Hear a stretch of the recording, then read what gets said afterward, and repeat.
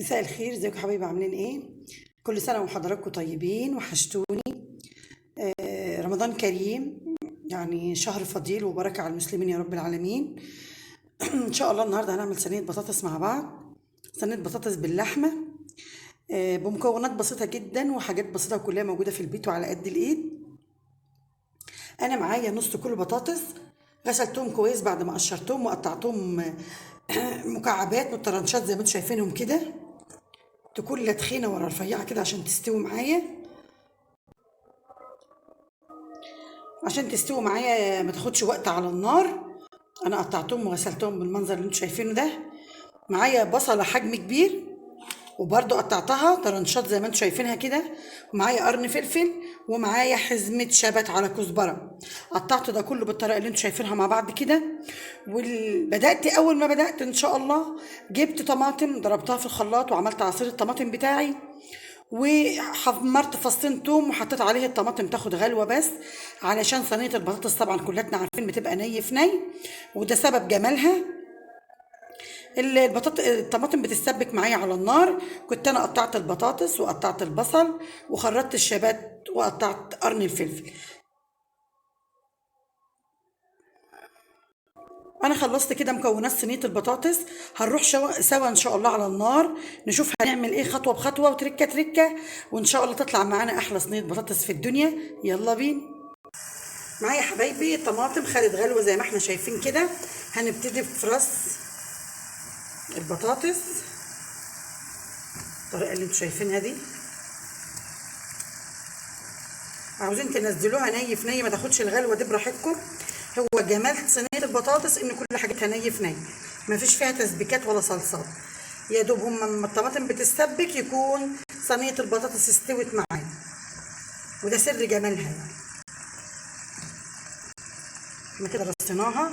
هنزل معايا بالبصل،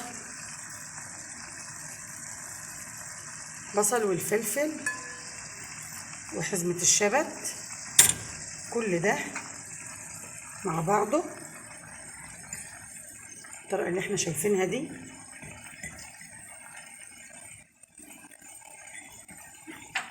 الله على الريحة كده. هبدأ اسويها واحاول ادخل الطماطم في البطاطس وفي الشبت وفي البصل وفي الفلفل، علشان كلها تاخد من النكهة بتاع الطماطم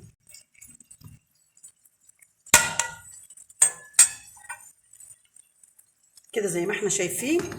البطاطس معانا بتغلي اهي. انا ههدي عليها النار واسيبها 10 دقايق، وبعدين انزل عليها بكوبايتين ميه سخنه لغايه ما تستوي، وهوريكم شكلها خطوه بخطوه عامل ازاي. وكل سنه وحضراتكم طيبين ورمضان كريم. شايفين يا حبايبي ما شاء الله بدات تغلي معايا بالطريقه اللي انتوا شايفينها دي. البصل بدأ يستوي والبطاطس خلاص دخلت في مرحلة السوا اهي. يا دوب 10 دقايق بالظبط يكون كمان اللحمة استوت وانزلها فيها. وطماطم انا عاملاها خفيفة جدا عشان احنا صايمين، كل سنة وانتم طيبين. يعني ايه كلها حاجات بسيطة بسيطة، ودايما معروف ان الحاجة الني بتبقى سهلة خالص وسلسة على المعدة، ما بتجيبش اي تعب ولا اي حاجة. ان شاء الله هي بالطريقة الحلوة اللي انتم شايفينها قدامكم دي بتغلي اهي. هبدأ اهدى عليها النار واسيبها كمان دقيقتين 3 كده لغايه ما تستوي خالص، تتم سواها خالص، وانزل عليها اللحمه واحطها في الفرن، وان شاء الله تبقى احلى صينيه. حبايبي ده شكلها النهائي بعد ما طلعت من الفرن. حمرتها بالطريقه اللي انتوا شايفينها الجميله دي، كلها حاجات بسيطه وفي البيت وعلى قد ايدنا، وما شاء الله طلعت بالشكل الجميل القوي قوي قوي ده.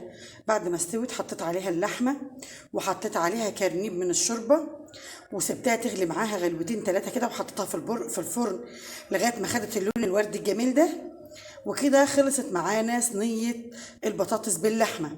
أنا عاملة جنبها مكرونة حمراء، وعاملة جنبها رز أبيض، وعاملة جنبها عصير مانجا، شوية حاجات كده من خزينة لرمضان.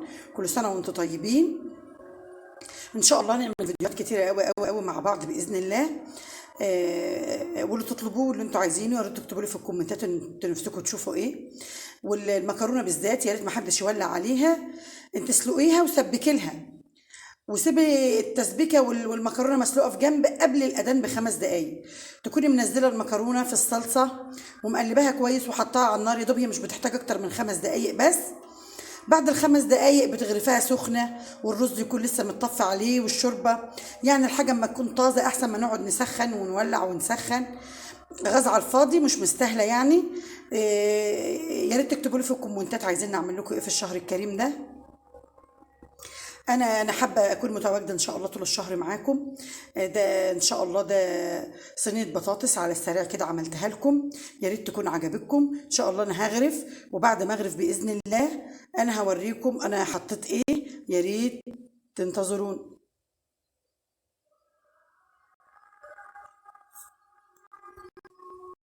ده يا حبايبي شكلها النهائي بعد ما احنا غرفنا.